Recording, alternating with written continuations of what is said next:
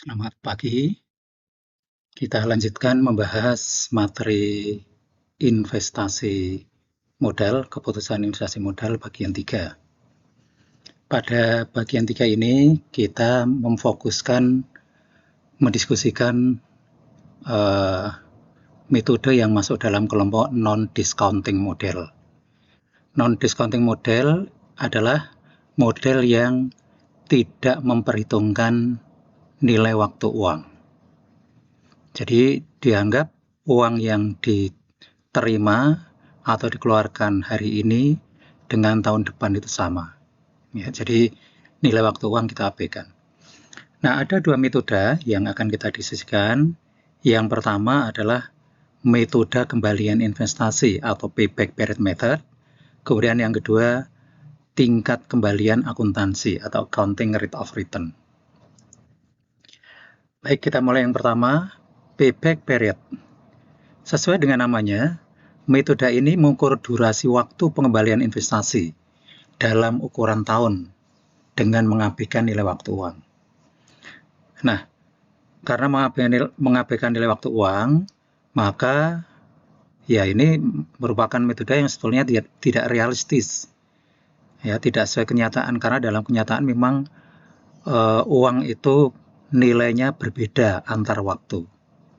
Oleh karena itu, nanti kita juga akan mendiskusikan payback period yang memperhitungkan nilai waktu uang. Karena dalam perbanyak memang kalau mengabaikan sama sekali itu tidak realistis ya. Oke, ini tadi sudah ya, uang 5 juta tahun ke-1 dan 5 juta tahun ketiga itu dianggap sama ya. Nah, kemudian basic premise yang melandasi metode ini adalah semakin singkat periode kembalian investasi semakin baik. Ya, itu yang menjadi dasar. Jadi kalau payback period-nya itu semakin singkat semakin baik, tapi kalau semakin lama ya kebalikannya semakin jelek. Nah, sekarang kita masuk ke perhitungan. Periode kembalian itu bisa diukur dengan menggunakan rumus sebagai berikut, yaitu investasi awal dibagi dengan cash flow tahunan. Nah, rumus ini hanya bisa dipakai jika arus kas yang terjadi setiap tahun itu sama besar. Kalau arus kas per tahun tidak sama, kita tidak bisa gunakan rumus. Nanti kita gunakan cara lain, ya. Nah, sekarang kita masuk ke yang simpel dulu dengan asumsi kas ya, masuk atau cash flow tiap tahun itu sama. Langsung aja ke contoh yang pertama. Misalnya perusahaan saat ini mempertimbangkan untuk membeli mesin baru A dan B, ya A dan B. Harga mesin baru untuk A 90 juta, B 72 juta. Nah, harga beli tentu saja merupakan investasi ya. Penggunaan mesin baru akan menghemat biaya operasi 30 juta per tahun. Nah, sebagaimana telah saudara ketahui, penghematan biaya ini merupakan cash flow. Dengan data ini, dengan mudah kita bisa menghitung payback period untuk mesin A dan mesin B. Ya, untuk mesin A, datanya kita masukkan aja, dihasilkan 3 tahun, mesin B 2,4 tahun. Nah, dari perhitungan ini, maka kita bisa menjawab mesin mana yang harus dibeli. Ya, karena tadi sudah saya sampaikan basic premisnya adalah semakin singkat semakin baik, maka tentu saja yang dibeli adalah mesin B. Ya, karena payback period-nya lebih singkat. Oke. Sudah ya, penjelasannya tidak perlu saya ulangi. Sekarang kita masuk ke evaluasi metode. Kelebihan. Metode ini punya 3 kelebihan paling tidak. Yang pertama adalah membantu manajer melakukan penyaringan. Maksudnya apa? Maksudnya ketika manajer itu berhadapan dengan banyak alternatif investasi, ya, maka pertama-tama manajer akan menghitung payback period-nya. Ya, misalnya yang payback period-nya di atas 5 tahun itu langsung di-drop. Ya, nanti yang akan dievaluasi lebih lanjut adalah proyek atau investasi yang payback-nya kurang dari 5 tahun. Ya, sehingga nanti bisa menyaring atau mengurangi jumlah investasi yang diusulkan. Yang kedua, metode ini bermanfaat bagi perusahaan yang baru yang kondisinya kekurangan kas. Jadi untuk perusahaan baru yang memang kasnya itu pas-pasan atau malah kurang gitu ya, maka proyek investasi yang akan dipilih adalah yang cepat kembali, ya, yang uangnya cepat kembali. Nah, sehingga metode ini cocok untuk perusahaan jenis itu. Kemudian yang ketiga, metode ini juga cocok atau bermanfaat bagi industri atau perusahaan yang produknya cepat usang. Maksudnya masa hidup atau masa edar atau life cycle produknya singkat. Ya, jadi bagaimana kalau kita invest pada produk tersebut, itu ya segera kembali. Karena kalau tidak segera kembali ya perusahaan rugi. Ya, misalnya produk life cycle-nya 2 tahun, investasinya 4 tahun. Nah, ini produknya sudah tidak laku, sementara uangnya belum kembali. Ya, maka ini akan cocok bagi industri yang karakternya seperti ini. Nah, kemudian metode payback juga mengandung kelemahan. Ya, kelemahan utama selain tadi tidak memperhitungkan nilai waktu uang ya, sehingga tidak realistis. Kelemahan kedua yang menonjol adalah metode ini bukan pengukur kemamulabaan sebuah investasi yang sesungguhnya, tapi hanya sekedar mengukur waktu yang diperlukan untuk menutup investasi.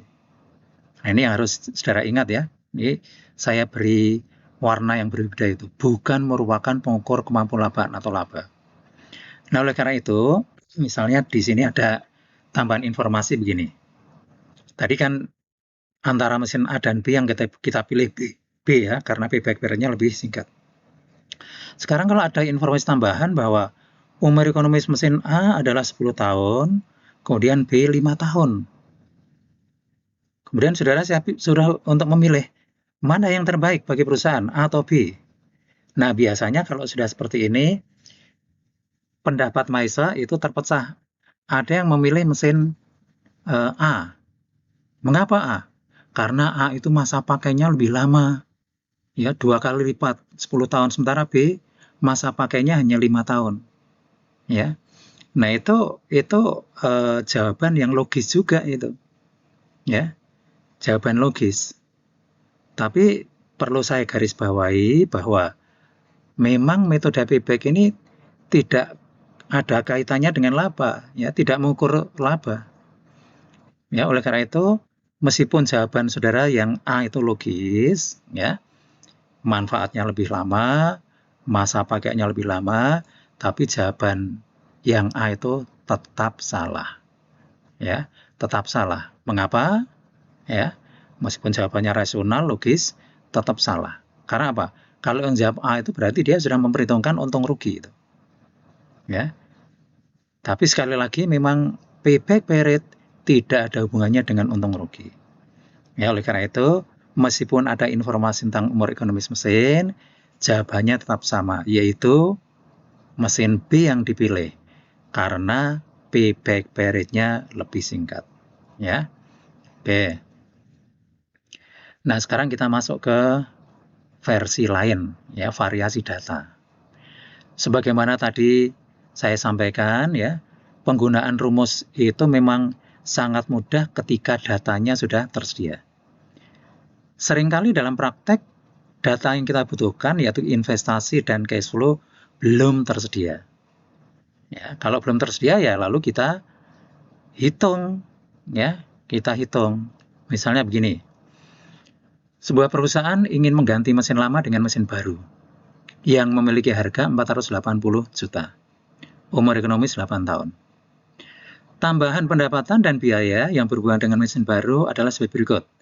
Ya, ada penjualan tunai, ada biaya variabel tunai, margin kontribusi, ya, 360.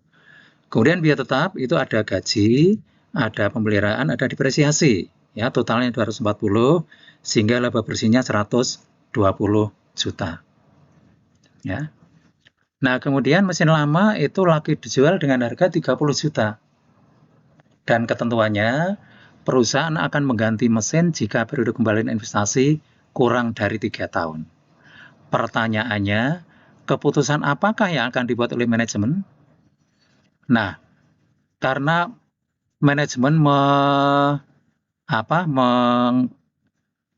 menentukan keputusan berdasarkan periode kembalian 3 tahun, maka kita juga analisnya menggunakan payback. Untuk menggunakan payback kita butuh 2 data, yaitu laba bersih dan cash flow. Nah, dari data itu cash flow-nya belum ada. Ya, belum ada. Karena belum ada ya kita hitung. Ya. Rumus untuk menghitung cash flow adalah cash flow sama dengan laba akrual ditambah depresiasi.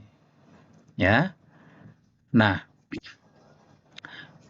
jika saudara ingin menghitung laba, nanti suatu saat kalau ada kasus lain ya, laba ya tinggal dibalik, laba bersih sama dengan cash flow minus depresiasi.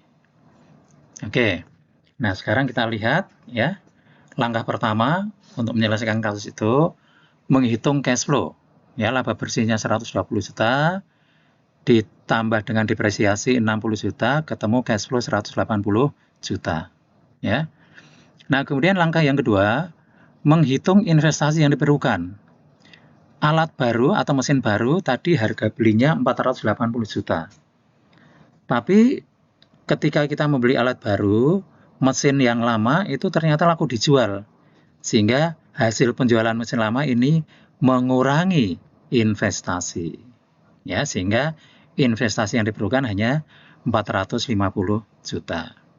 Nah, karena 2 data penting yang kita perlukan sudah diketahui, maka kita tinggal menghitung periode kembalian sama dengan 450 juta dibagi 180 juta sama dengan 2,5 tahun. Nah, sekarang tinggal 2,5 tahun ini dibandingkan dengan kriteria yang ditetapkan oleh manajemen. Ya, karena manajemen itu menetapkan kriterianya maksimum 3 tahun, sementara proyek ini hanya 2,5 tahun, maka rekomendasinya usulan proyek investasi ini diterima. Ya. Oke. Nah, sekarang kita masuk ke kasus lain, ya, ke kasus lain. Yaitu penggunaan tabel untuk menentukan payback period. Ya. Nah, tadi sudah saya katakan di depan bahwa rumus itu hanya bisa dipakai kalau cash flow per tahun sama. Padahal dalam praktek atau dalam kenyataan justru cash flow yang diperoleh per tahun tidak sama. Ya.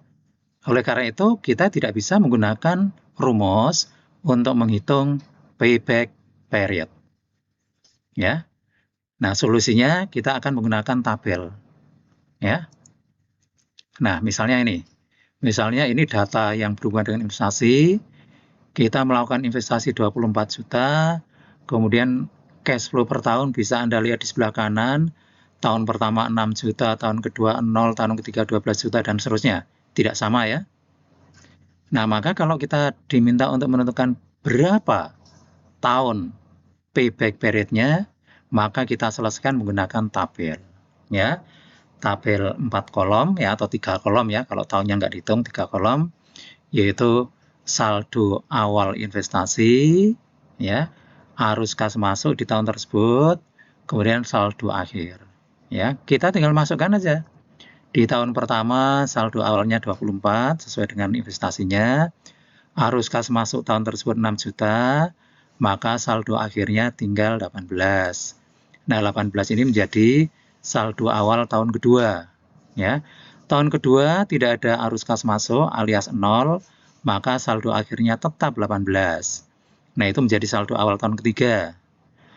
Tahun ketiga, arus kas masuknya 12 juta, sehingga saldo akhirnya tinggal 6 juta. Ya. Nah, kebetulan ya, tahun keempat cash flow-nya juga 6 juta, sehingga pas ya.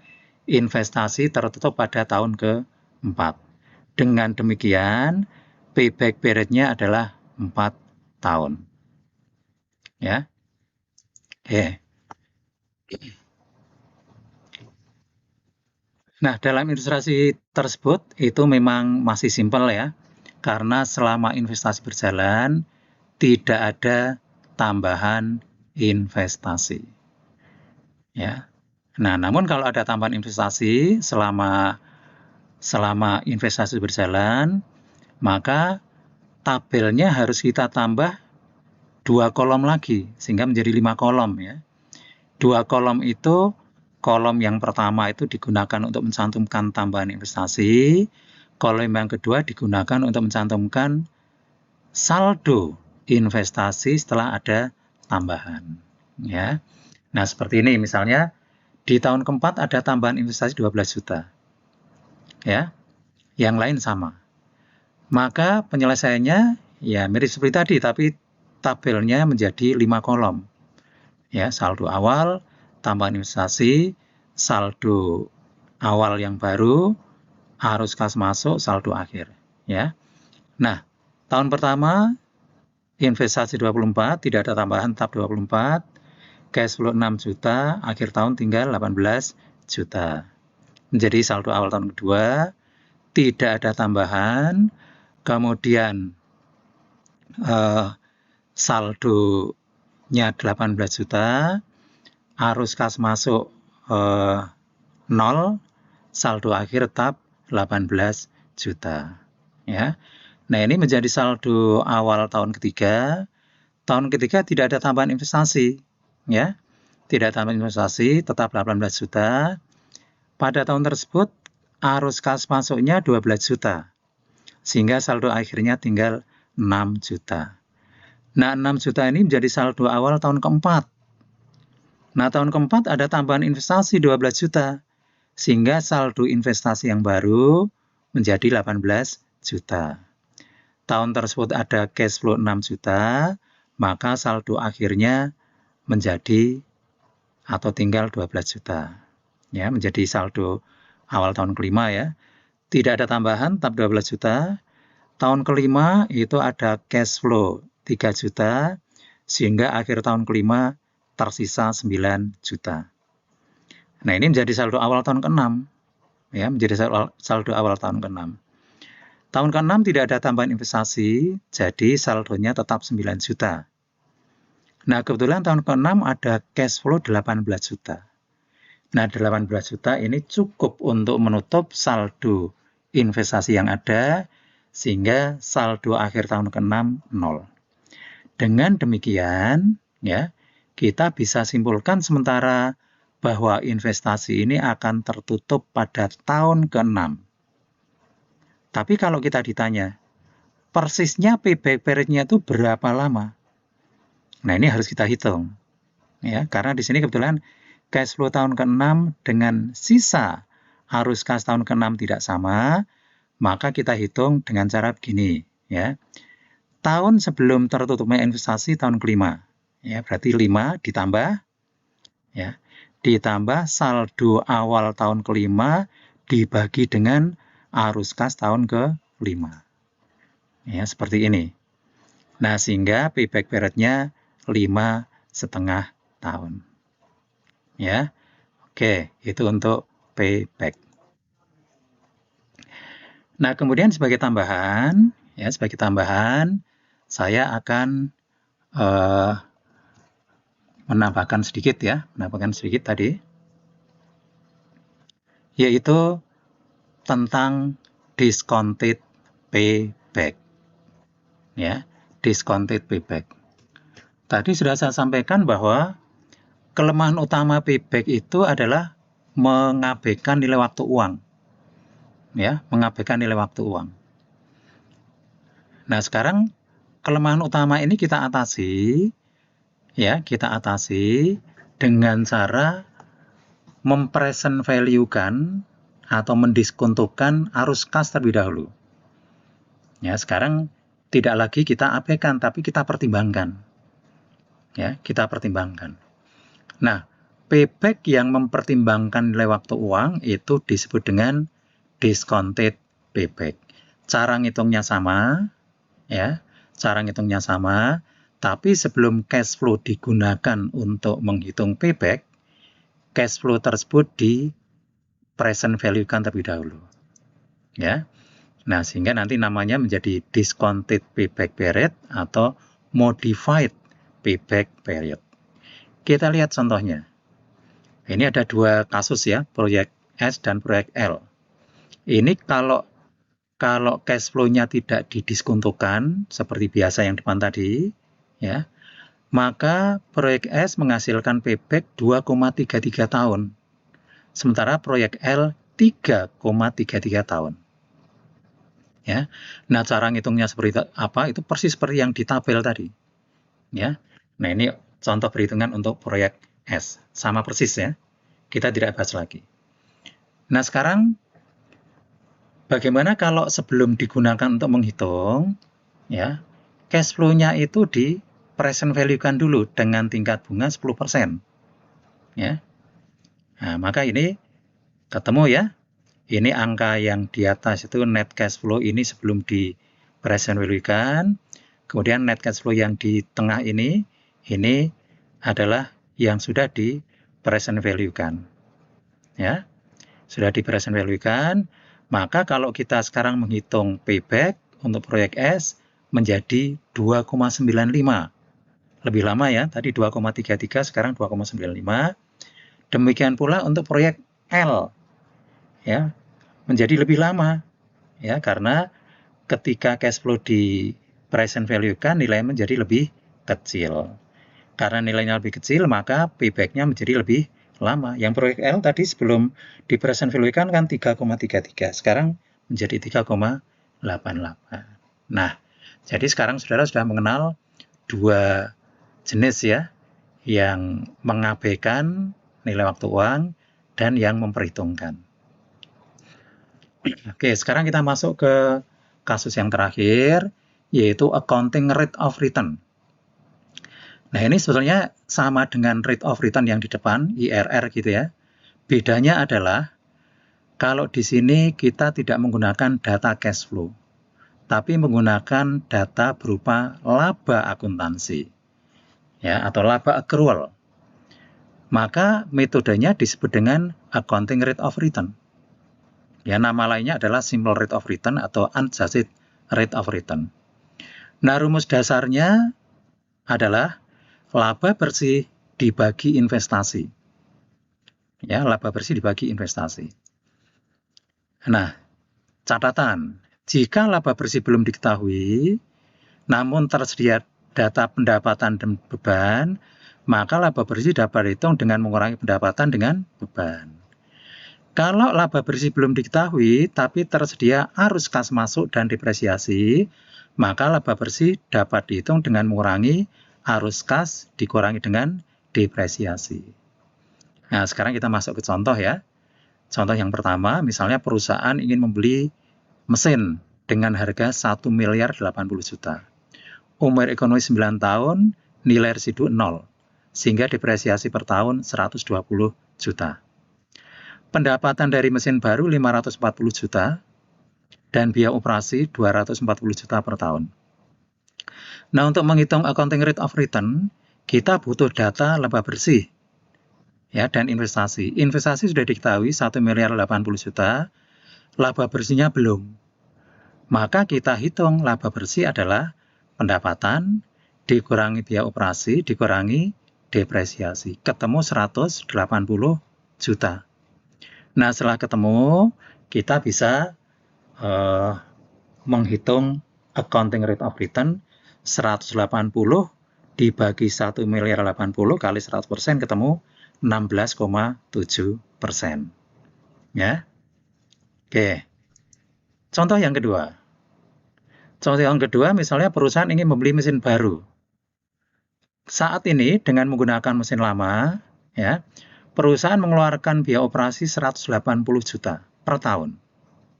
Harga beli mesin baru 540 juta, umur ekonomis 15 tahun, sehingga depresiasi per tahun 36 juta.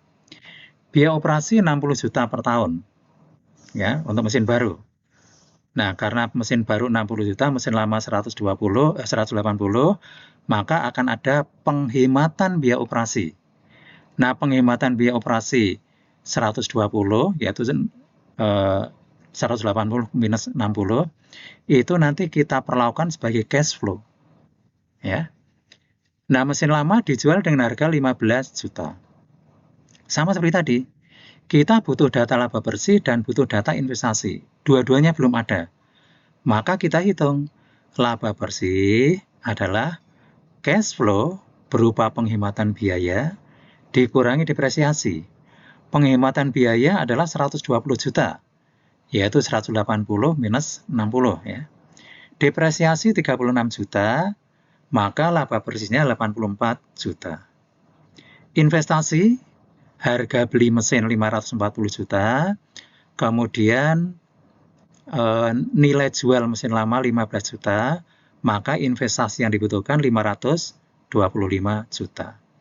Dari sini kita bisa menghitung accounting rate of return sebesar 84 juta dibagi 525 juta kali 100% sama dengan 16%. Ya. Nah, sekarang bagaimana cara menggunakan atau menginterpretasikan angka ARR? Prinsipnya penggunaan angka ARR itu sama persis dengan angka IRR. Ya. Jadi nanti angka ini akan dibandingkan dengan angka rate of return yang telah ditentukan oleh manajemen. Jika hasil dari perhitungan kita itu ternyata lebih besar, maka usulan proyek diterima. Kalau lebih kecil, ditolak. Ya. Nah, itu metode terakhir yang kita bicarakan. Nah, sekarang saya akan menambahkan sedikit mengenai post audit. Nah, post audit itu begini. Kalau kita sudah melakukan analisis investasi, kita sudah memilih yang terbaik, kemudian investasi kan dilaksanakan itu. Nah, ketika dilaksanakan tidak dibiarkan begitu saja, tapi dikawal, ya, di follow up. Kalau dulu kita menaksir cash flow sekian, benarkah yang terjadi cash flow-nya sebesar itu? Kalau dulu kita menaksir tingkat bunga selama umur proyek, misalnya 15%, benarkah ketika proyek dijalankan tingkat bunganya 15%? Ya. Nah, kalau ternyata yang terjadi itu tidak seperti yang diperkirakan dari awal, ya. Nah, kemudian dihitung ulang. Kalau ternyata manfaat yang ditaksir itu ternyata jauh lebih rendah, ya. Nah, maka kita nanti bisa mengambil tindakan apakah tetap melanjutkan proyek atau menghentikan proyek atau dilanjutkan setelah dilakukan modifikasi. Ya. Nah, lalu cara mengevaluasinya bagaimana? Kalau dulu kita menggunakan NPV, sekarang kita juga menggunakan MPV. Bedanya adalah angka-angka yang dulu kita gunakan itu adalah angka prediksi atau taksiran. Tapi kalau sekarang, angka yang kita gunakan adalah angka real, ya, actual observed data. Ya, nah jadi itu mengenai post audit. Oke, saya kira itu ya.